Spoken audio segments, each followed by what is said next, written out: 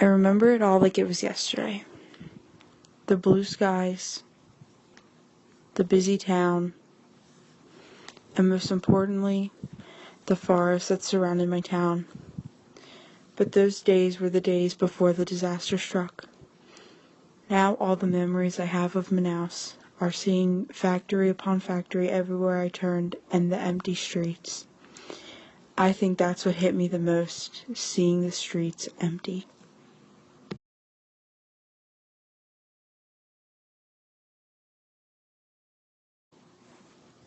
That's when I knew that everything I had seen in the news articles was true, that they were going to be cutting down our rainforests. But only a very small fraction is what they told us. Little did we know they were lying to us, and that soon enough there wouldn't be any sliver of the forest left. We would run out of clean air, and we would be breathing in the fumes of the factories, causing half of our population to die out. Not just in Manaus, but also in the whole country of Brazil, and soon enough the whole world would have cases of the sickness at their local hospitals. The other half of the population that had made it out alive were going to either a place where their families are, or to Fortaleza, Brazil, where we knew many of the survivors were going. That is where I am going, while I speak to you, looking back on what my life was like before I escaped to Fortaleza for survival. How did this all start? How did you leave, you ask? Well, that's where I'm getting to now. Keep listening, and you can get an insight of what my life was like back in Manaus. When I found out about the deal, I had just come inside from playing with my friends, and I saw a news article sitting on the table. I didn't look at it. I just kept walking until I overheard my parents talking about something in the next room. I had no idea what was going on or what they were even talking about. Dave, look at the news. What are we going to do about this? Don't they know that the deal has so many more cons than pros? This is putting our lives and all the animals' lives in danger. What are you talking about? They told us that they're only going to be cutting down a small portion of the forest, and then they were going to relocate the animals before they started the project. Everything is going to be fine. You just need to stop worrying about the wildlife. Everything is going to be fine. I just don't trust his word. I think he isn't telling us something. But you're right. I need to relax because everything's going to be fine. Dear Diary, May 12th, 2012. Today we found out that Governor Matthews is teaming up with the Manaus Tree and Lawn Company to cut down a small portion of our forest. My mom is worried, and I don't know why. Because if it's only a small portion, then it's not a big deal, because it's not like they're going to cut down the whole forest. Now, that would be a little extreme. I'm confused with what's going on. I don't know many details yet, but once I do, I'll make sure to check it. I haven't seen Rose, my best friend, since the news about the deal came out. I saw her right before, but I haven't seen her in a few days. I miss her. We usually hang out every day since it's summertime and we don't have school, but she hasn't been very social these past couple days, I guess you could say. I'll have to catch up with her and see what's going on. I hope everything is okay with her. Be back soon. Summer. My mom was right. Matthews wasn't telling us something. And that something was going to cost many people and the wildlife their lives. The government is ready to cut down parts of the rainforest? Mom, what is this? What's going on? Hi, Summer. How was school? It was good, but what's this about? What's it about? This news article. I heard you and Dad talking about it, and something seemed like you guys seemed worried. Like, what's going on? Oh, that? Nothing really. Governor Matthews just agreed to a big deal that the construction and logging company just proposed. They're going to be cutting a little bit of the rainforest. That's all. Are you sure nothing's wrong? Yeah, everything is fine, Summer. There's going to be some changes around town, though. I could tell she was lying and just didn't want to make me worry too, but I just ignored it. It was nice of her and all, but in all honesty, I kind of wish she had just told me the truth and how she was scared for what was going to happen too, because then I wouldn't feel alone. I would at least have an idea of what was going to happen in the future. But at that time, I was just so lost. I was not prepared for what was in store for all of us. We had already had issues with deforestation, and I don't understand why they want to make it worse. See, we already had a lot of issues before, And they thought it was a good idea just to make this deal and not to take the environment into consideration at all. This was life before the disaster. This is when all of us, the townspeople, began to fear for our futures. And this is what life is like right now in Manaus. This is where I live, Manaus, Brazil, in 2012. And this is where the famous Amazonian rainforest is. As you can tell, my city is very close to the forest, basically a part of the forest themselves. Since that's all I have to see when I look around outside, the trees, well, that's what I used to see all the time at least. The last time I was in Manaus, it was just a blank-looking city with nothing to offer since there is little to no forest left. Nothing is like it used to be. Dear Diary, May 15th, 2012. I still haven't seen or heard from my friend Rose. I miss her. I've been so bored lately since I'm not with her. I have no one to hang out with or talk to. It's times like these that I hate being an only child. I feel so lonely. Well, that's all. Goodbye. Summer. Well, anyway, about the day that the deal went into effect. It is the day that I will never forget. I will never forget walking around the streets that day in the gloomy environment and just how it felt being there. It was upsetting, and I caught myself wishing that we lived somewhere else. Anywhere but here. At the moment, I remember I was sitting on my porch with my friend the day the deal went into effect. I'm really scared. When I'm at home, the deal is all my parents talk about. They seem worried, and it's really scaring me. I've read some stuff in the paper, and I'm still confused. I know, the deal is all my parents have been talking about too. But my mom told me the other night that the reason she's worried is because they think that the government is going to cut down more trees than they're telling us. And your parents probably think that too. I think everyone does. Manaus just hasn't felt the same since the deal came out. I know. I've been feeling that way too.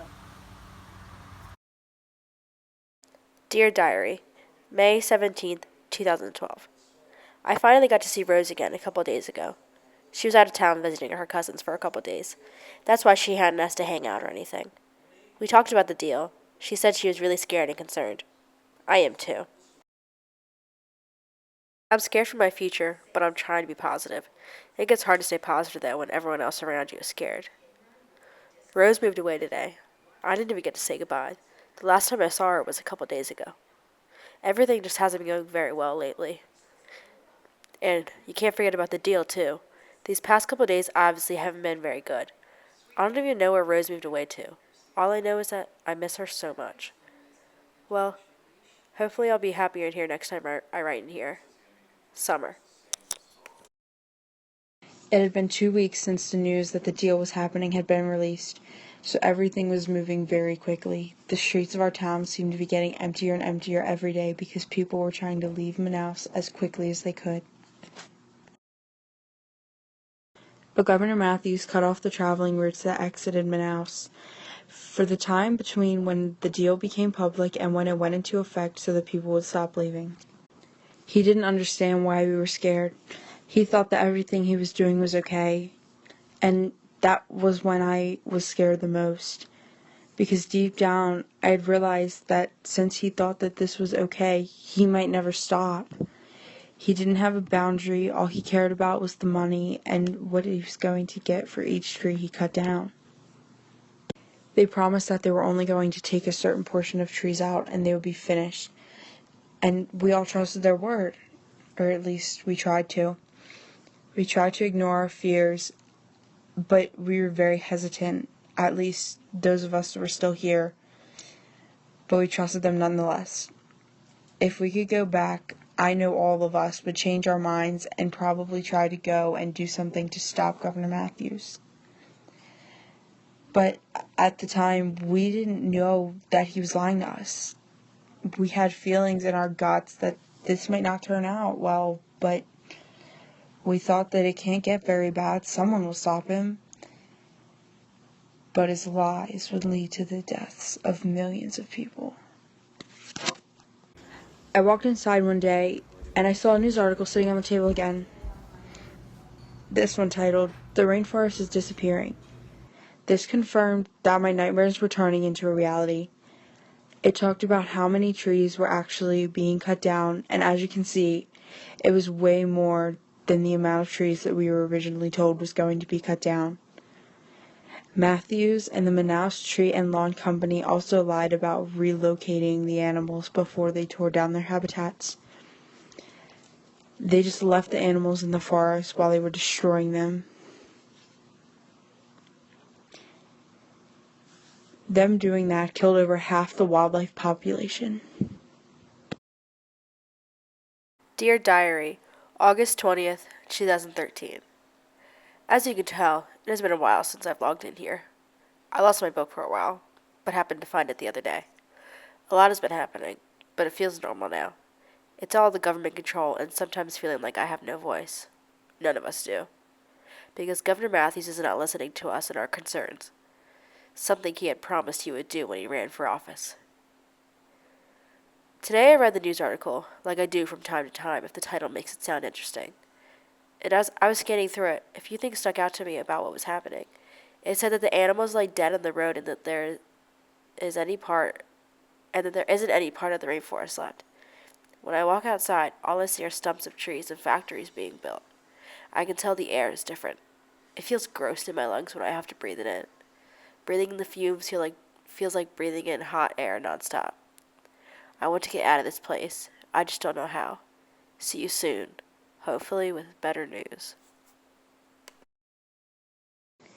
The trees provide us oxygen and help purify our air. And if we have a lack of oxygen and nothing to help purify the little amount of oxygen that we do have, people will obviously start to get sick. And that is just what happened. At first, breathing was hard for me, but I got used to it. But some people couldn't adapt well at all, and they started to get sick. So they left the town and went to a different area of Brazil to get away from the root of the sickness. They thought it would help, but it just made it worse. Soon, the sickness was spread throughout Brazil, and once all of Brazil was contaminated with it, it spread throughout the world. The hospitals across Brazil started to get very full, and soon enough, all of them had run out of resources. After a long discussion, my parents and I realized that life in Manaus just wasn't safe anymore. My family knew that we had to get far away from here as quickly as we could. We had been hearing that a part of Brazil called Fortaleza had a small town in it full of survivors. The only hard part is that it is very far away by car, and that might cause complications.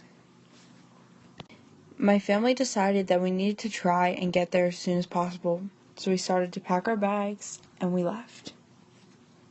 Dear Diary, October 21st, 2013. We are leaving Manaus today and going to a town called Fortaleza in Brazil. It is bittersweet, because if we make it here, we will have survived and be safe. It is a safe haven for us, and for everyone else. I'm going to miss Manaus, though. This is where I grew up. It's all I know. I've never been to Fortaleza. It takes 62 hours to get there, too. I really hope we make it. I'm scared that something bad is going to happen and we won't make it to the safe haven town. Well, I'm hoping that doesn't happen, but it's obviously a possibility. See you soon, hopefully. Summer.